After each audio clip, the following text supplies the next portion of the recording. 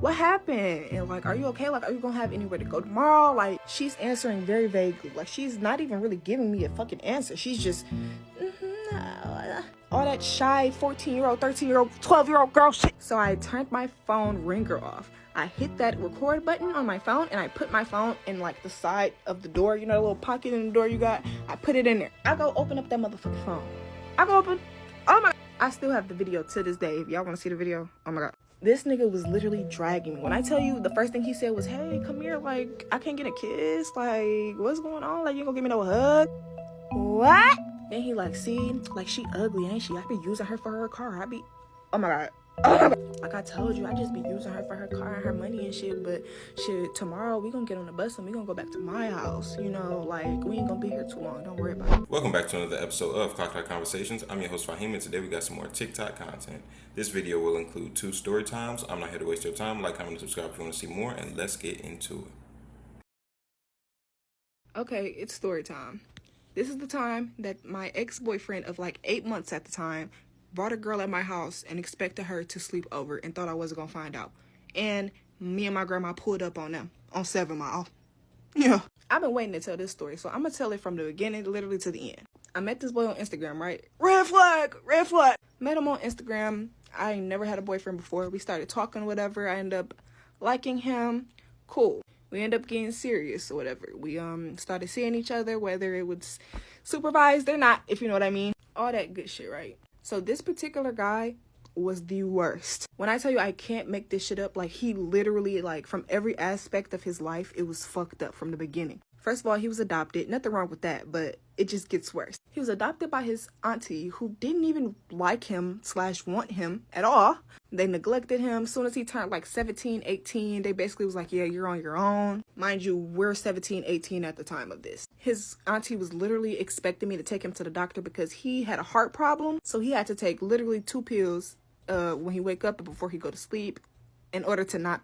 And he wasn't doing that, mind you. His auntie was expecting me to take him to the doctor, to the school, anything. Mind you, I didn't get my car until like 4 months after we were actually been together.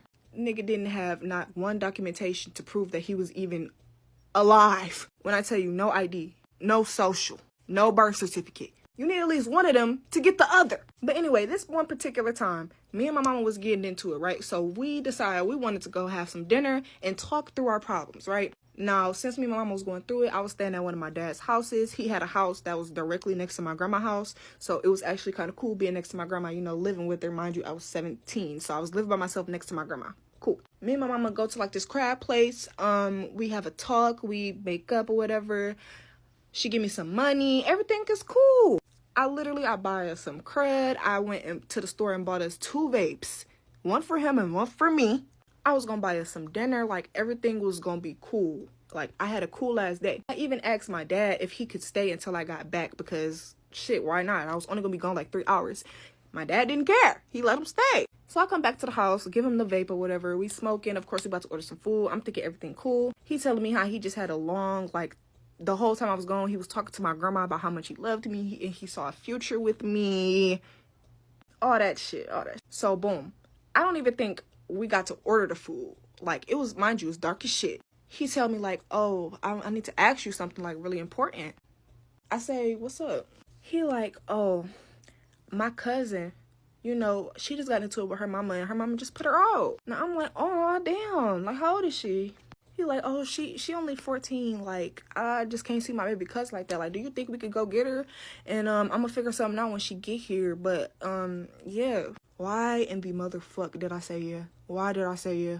Mind you, I've never met the cousin. Didn't even know he had this cousin. But I didn't think nothing of it. I'm not thinking that this nigga would bring a girl into my house. Anyways, so of course, women's intuition spike. Of course, I'm like, this don't even really feel right, but I'm gonna try it anyway. Like, I don't know. The whole time we driving there, he like, oh, it's over here, it's over here, it's over here. Like, he didn't even know where the fuck his cousin lived, mind you. Like, we on a GPS with the shit. What? Sanaya, are you not thinking? So boom, we pull up to the girl house and we kind of like a house or 2 down, and I see somebody sitting on the porch, but I'm not thinking that it's her. it's getting later and later and later, and he texting her, calling her, whatever. She not answering, whatever the case may be, whatever was happening at the time. I'm getting super suspicious because I'm like, come on now, because I'm not about to be fucking waiting out here. You say you got put out and your people's is like armed and dangerous, but you need to come the fuck on. So she finally come off the goddamn porch. I knew it. She come off the porch and she get in the back car, the back of the car. Of course, me, you're getting my car. Hello, how you doing? Are you all right? Oh, yes, I'm fine. And he started talking to her like, oh, you good, cuz, blah, blah, blah, blah. You know what? So I get to driving this shit. Something just don't feel right. Something just don't feel right. Like, I feel it in the pits of my stomach. I'm like, nah, like, this nigga trying to play me. Like, I just what if this is not his fucking cousin? So I start asking her questions. I'm like, yeah, so how old are you? And what happened? And like, are you okay? Like, are you gonna have anywhere to go tomorrow? Like, she's answering very vaguely. Like, she's not even really giving me a fucking answer. She's just,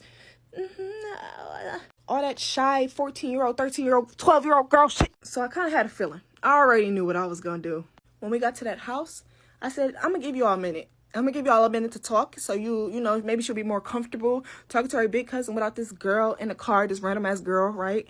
So I turned my phone ringer off. I hit that record button on my phone and I put my phone in like the side of the door. You know, the little pocket in the door you got? I put it in there. I go in the house, straighten up a little bit. Didn't really need to be straightened up, but I go in there, I do that, and then they come out about 3 to 4 minutes later. I'm like, oh, I left something in the car. Silly me. Make yourself at home. I'll be right back. I go open up that motherfucking phone. Oh my God. I still have the video to this day. If y'all want to see the video, oh my God. This nigga was literally dragging me. When I tell you, the first thing he said was, hey, come here, like, I can't get a kiss. Like, what's going on? Like, you ain't gonna give me no hug? What? Then he like, see, like, she ugly, ain't she? I be using her for her car. Oh my God. Oh my God. Like I told you, I just be using her for her car and her money and shit. But shit, tomorrow we gonna get on the bus and we gonna go back to my house. You know, like, we ain't gonna be here too long. Don't worry about it. I'm hearing kissing sounds and shit. Mind you, I told you, he's older than me. So he's 18, right? Mind you, we just got evicted out of that house like 3 weeks ago. There was no house. There was nowhere for him to go. So once I hear all that, I try not to cry. I try not to crash out. I clear my head. Instantly, demon mode. I get out. I slam the door. My grandma's coming out of the house. I look to my right. I said, Grandma, call the police. She said, call the police? What's going on? If you know Sally, you know she gangster. So she's like, what the fuck are you talking about? Call the police? Why? What we need to? I'm the police. So I go in there, start raising hell. I literally go in there and I deck that nigga in his shit. I'm like, oh, y'all think I'm stupid? You really gonna bring this bitch in my house and you thought I wasn't gonna find out? You thought I was gonna find... Bit. Of course, wasn't touching the girl. That girl was a fucking minor. Instantly, I'm like, oh yeah, y'all gotta get out. Go ahead and get the fuck out. Go ahead and get the fuck out. So at this point, my grandma's like, what's going on? I said, Grandma, he just brought a fucking bitch in my house. This nigga just brought a bitch in my house. My grandma like, are you fucking serious? Instantly, Sal gal turned on. Fuck is you talking? So of course, I'm still beating his ass as we're going out the door. I'm like, I gotta get the fuck on, get the fuck from over here, nigga. You know you fucking with nigga. Bro, I go in my grandma's house. She like, I'm trying to tell her what happened. I'm like, Grandma, he said that this was his cousin. I thought I was helping his cousin out, but this is a whole bitch. They in there kissing. They was kissing. Grab me. She like, so he think that he can play me and you? Because he just sat here told me a whole 2-hour story about he love you. I said, really? She like, let's get in the car. Get the keys. She like, they couldn't have walked that far. Them niggas is on 7 Mile. Let's go. We get in the motherfucking car. We pulling around. We swerving and hitting that corner. Whoa. We finally pull up to 7 Mile and, oh my God, what is that? If you're from Detroit, you know Bob's fucking Pizza. Yeah, that fucking liquor store across the street. I forgot it started with an F. We pull up there, right? My grandma go, hootie hoo. I love her, bro. Long story short, even though this shit is 8 minutes long. We pull up, we harass him a little bit. I'm asking the bitch questions while she talks to the nigga or whatever. I'm like, so did you know that he was 18? Did you know that you was coming to my house? And you don't think that's nasty? Like, you was gonna fuck this nigga? Like, you're disgusting, bitch. Then I turn to him like, bitch, you're disgusting. Like, what? We let them niggas walk off. We start harassing them niggas, then we let them niggas walk off. It wasn't nothing left to do. We went back to the house, of course. Me and my grandma, we like these. So we probably blowed a blizzy together. I ain't gonna lie. We was talking about that shit. She was telling me about all the story he was telling her, blah, blah, blah. And yeah, that nigga gonna text me the next day asking me to bring his pills. How did you get over there? Of course, I brought the pills to him. Okay, everybody's gonna hate me for telling this story, but it must be told because I've made amends with everybody in this story already. Like, we're all fine. So I'm not talking bad about anyone. I'm just telling exactly how it went because this is what happened. Okay, basically I dated this boy, and it was like, we started dating. It was so random. Whatever, we were friends, but we started dating. It was in the summer, and we were kind of like a big friend group, like me, my boyfriend, his best friend, and my best friend. And my best friend was a gay boy, okay? And, like, we were, like, soulmates. Like, think of your best friend, and you think you're platonic soulmates. That was me and this homosexual. We're friends, and basically, he's like, let's all go to Boise. Like, let's all go hang out, and we're gonna get an Airbnb and have fun. We have to go to the Airbnb. So we get there, and we're just hanging out, and, you know, we're just drinking some juice. There's a hot tub at this Airbnb. That's a crucial part of the story. This is where I start to, like, lose my memory because crazy juice. But, basically, I just remember I had to get out of the hot tub, and I was throwing up. My friend was trying to help me, and then, oh, my dad's gonna watch this. So I change, I shower, like, they help me, whatever. I lose my memory at this point. Like, this is, like, fuzzy, okay? I just remember kind of, like, crashing out. Okay, I'm not gonna lie, I kind of crashed out. I was kind of crying, and I was kind of being embarrassing, and I was, like, reflecting on the past because I have some trauma that is, like, unresolved. They were like, Dottie, stop, like, chill, you know? And they were like, let's go for a ride, okay? It was probably 10 times worse than I'm explaining it, but this is how I remember, okay? So I just remember we get in the car. My boyfriend wasn't drinking, so no juice. So he is driving, and I just remember, like, being in the car, crying still, and they were like, what do we do with her? Like, I don't know what to do. Like, I can't handle this. And I'm just, like, in the back, being embarrassing, okay? This is, like, okay, I'm not proud of, like, how I was acting, but, like, I am the victim in the situation. So, anyways, I just remember us getting back to the Airbnb, and then my friend was like, go put her in bed. And he was like, I am. So then, I don't even know what time it is. I don't know anything. I don't know. He puts me to bed. He falls asleep with me, but when I wake up the next day, he's not there. But I'm just like, oh, it's probably late. So I get up and I go into the kitchen, and everyone's sitting there, and they're like, do you remember last night, girl? Like, how was it? Like, they were being nice to me, not, like, mad that, like, I was acting stupid. And I was just like, dude, I don't even remember, you know? And everyone was acting normal. We go back home, okay? A month and a half goes by, okay? We want to go to another Airbnb, but we want to go to Salt Lake instead. And he's like, my boyfriend's like, I'm bringing my best friend, so you bring your best friend, or, like, bring a girl or something. And I was like, well, you know, my only best friend is that guy, you know, my little gay bestie. And he's like, okay, you can ask him. Just kind of being weird. And I was like, okay. So I text him, and he's like, no, girl, I'm sorry. Like, last time was a mess. I don't want to go. Sorry. And I was just like, okay, whatever. Like, I'm not going to be like, you're so lame. So, whatever. And, he had gone on vacation, my best friend. He went to Kentucky to go see his dad. And when he came back, he was kind of just, like, distant from me. And he went right after the Boise trip. So he was kind of distant from me, and he was hanging out with another girl. But, like, I'm never, like, a jealous friend. Like we're dating. Like, I was just like, oh, he just wants to hang out with her more. That's cool. And he was, like, distant from me. But I was just like, I don't know. Maybe he's just getting closer with this girl. I didn't really care. And so he said no to the Salt Lake trip. I was like, cool. We go to Salt Lake. And while we're there, okay, this is, like, another story within a story. While we're there, we're chilling in the hot tub. There's another hot tub in this one. I have such a bad look. And we're drinking juice. I wasn't even that bad at this point, but my boyfriend was. He was passed out. And his phone's ringing, and his best friend's like, oh, his phone's ringing here. And I'm like, what the? Like, I don't recognize this number. Dude, I pick it up, and it's some girl. And she's like, oh my god, your boyfriend is cheating on you, and he has a fake Snapchat, and this and that, and this and that. And I'm like, girl, no, he doesn't. Like, you're so dumb. Like, you know, being delusional. And she's like, go check right now. Like, she wasn't being a girl about it. She was being, like, a fat hoe about it. I'm sorry. Anyways, I check. He has a fake Snapchat. He's cheating on me. All this, okay? I'm crashing out. And I'm like, I wake him up, and I'm like, bro, what the like, what is this? What is this? You know, you're cheating on me. And he's like, yeah, I am. Like, you know. And I'm like, you're so dumb. Like, you're so bad at hiding it. And then my boyfriend just, like, locks himself in one of the Airbnb rooms. And he's like, sleep with my friend. Go sleep in that room with my friend. Because there's only 2 rooms. And I was like, yeah, I will. So I go with his friend. Well, yeah, with his friend.